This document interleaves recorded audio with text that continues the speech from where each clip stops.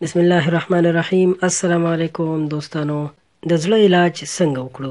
وای بازار کې روانم، یو دکان باندې لیکلی و د زړه اصلاح او درملنه.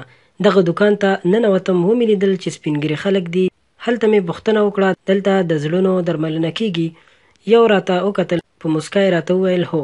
وروسته یې زما لاسونی او ویې ویل زویه ستا د زړه ضربان ډېر زیات دی، خو تشویش مه کوه، زه یې نسخه لرمه.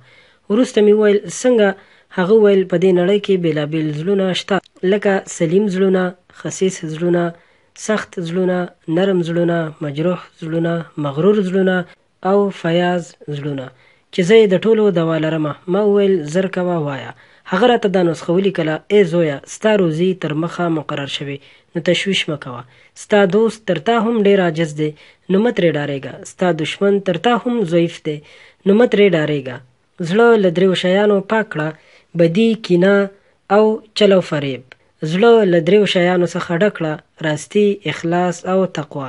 زړه کې دا درې شیان ځای کړه: الله پاک جل جلاله ته تسلیمي، محمد صلی الله علیه وسلم سره مینه او د الله جل جلاله شکر ښکاره او پټ.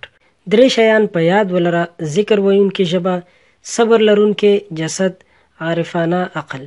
له دریو شیانو لرې اوسه. د خلکو باره کې خبرې کول، د خلکو سره چل، له بدو خلکو سره ناسته ولاړه. دوستانو که رښتیا هم موږ په دې خبرو عمل وکړو نو زموږ ژوند به ګل ګلزار شي. که تاسو غواړئ چې همدغسې نور هم په زړه پورې او له خوند څخه ډکې کیسې او نور اسلامي طبي معلومات تاسو سره شریک کړو، نو مهرباني وکړئ زموږ چینل در سره سبسکرایب کړئ.